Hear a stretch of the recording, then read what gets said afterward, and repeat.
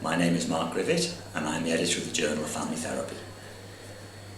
At the 2011 Association for Family Therapy Conference, the Journal has hosted a series of podcasts, and this is one of those podcasts. It's my great pleasure to talk to you, Paolo, today and to welcome you to the 2011 Association for Family Therapy Conference. Thank you. You are Dr. Paolo Bertrando, who is well known in the field of family therapy. You're currently, I understand, the director of the Episteme Centre in Turin. Yes. And of course, we know you through your writings, which have been done jointly with Boscolo and Cecchin through the years, and you trained with those two members of the original Milan school. So you're here at the conference, Paolo, and you've given a plenary presentation, and you've given a workshop on two different themes, and I'm interested to hear what it is that you want family therapists to think about in their practice now. What are the key ideas you'd like them to think about? Well, I think what links those two presentations that I gave is the idea of the use of emotions in systemic therapy. It calls out a lot of things, actually, because I think emotions in the systemic tradition have been theoretically overlooked, although practice, of course, because you have to practice on emotions if you are in therapy.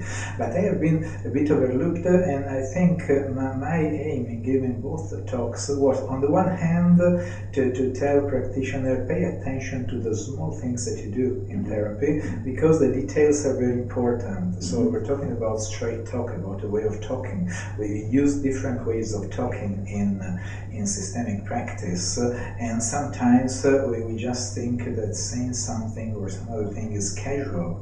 Whereas I think, the way, the tune that you use, the tone, and the way of saying things makes a lot of difference. So that was the purpose of my plenary presentation. And in the other one, I went more directly on the idea of emotions in therapy, and probably my main goal in this is please don't take emotions in therapy for granted, because we have the tendency to take them for granted. I think everybody is feeling more or less the same, and what I feel informs me about what you feel, and we understand each other a lot, whereas I think it's a much more complicated systemic process, where my emotional attitude influences my client's emotional attitude at least as much as their emotional attitude influences mine.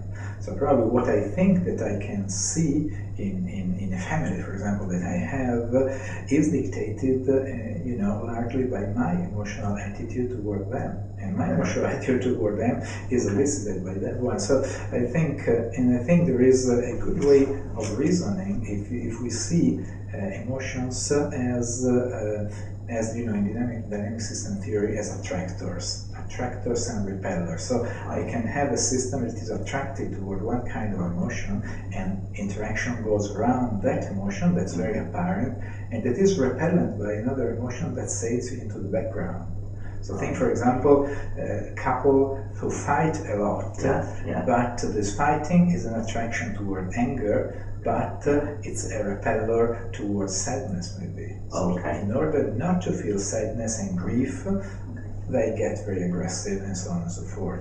At the same time, I know that I influence them. If for me, for example, anger is an attractor, probably I tend to elicit that. If for me it's a repeller, maybe I tone them down. So I think it's, on the one hand, being aware of what clients bring into the session that is emotional. On the other hand, trying to be aware of what I bring into the session that is emotional. I think this is very important for practice, because otherwise, I won't say family therapy at large, but the systemic branches of family therapy run the risk to be too intellectual, which is something that has been said a lot of times.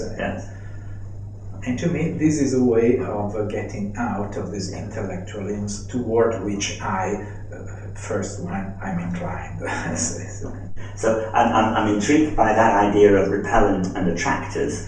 Do you see one of the systemic skills as noticing which is the attracting emotion, and making sure you make verbal the repelling emotion. Is Yes. that part of That's part of the trade. But of course, one thing that I have to do first is trying to be aware of my own repellers or attractors, because otherwise, because the repellers are not the emotion that you actually fight.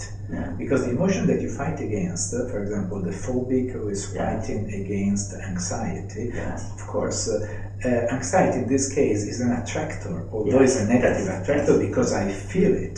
The repeller is that emotion that exists, but I don't have the feeling of that emotion. So have you an idea about how one gets in touch with the feeling that's not even present because you can't, daren't, or whatever? Well, I think that in systemic practice, a lot you can do about the therapist is by working in teams, because the team notice a lot that you don't. And after a while, or after a good team training, you become more aware of what you are repelled against. And so, if you see that, for example, you have anger as a repeller, so you tend not to see anger, for example. What you see is every time you don't see any anger in the room, or you don't feel any anger in the room, you start to wonder, am I that I'm fighting against it? Something like that. So would you make that a discipline for the team to be aware of what's present and what's being excluded in terms of emotion? Yes, that's what we're trying to do in our training right now. It's a change that came out only lately, because I've been conceptualizing this only lately, but I think it can be very useful for training purposes too. And presumably there is a loop between talking straight and naming the emotions in the therapy session. Yes, probably. I became aware of my talking more straight when I became more aware of my feeling in the session, and especially when I felt free to communicate how I felt in the session. Whereas beforehand I had an idea that communicating, stating openly the therapist's feelings in the session was something that you didn't do, we were not supposed to do. Whereas now I think it can be important to do that. And of course, the more you speak out your emotion, the more you're talking straight. So there is a strong connection. Fantastic. Paolo, that was a very beautiful summary of your two presentations. Thank you very much for sharing that with us today in this format. Thank you very much.